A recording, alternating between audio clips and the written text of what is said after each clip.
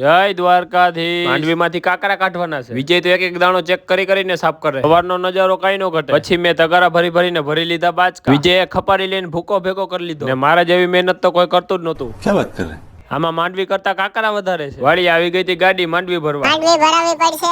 વિજય આવીને ચેક કરવા માંડ્યો ઉપડશે કે નહીં. વિજયને 2 પંપ માર્યા તો એકલો બાચકા ઉપાડીને ગાડી ભરવા માંડ્યો ફટાફટ. મારો ભાઈ મારી ગેમ રમી ગયો તો. ગાડી ભરાય તો સારું, ઘરે જવાનો ટાઈમ થઈ. ભાઈને એમ લાગતું હશે ને કે શાહરુખ ખાન વાળીનું કામ જેટલું હેલું લાગે એટલું હોતું નથી ભાઈ. તો ઘરે જઈને નીંદર જ આવી જાય સીધી.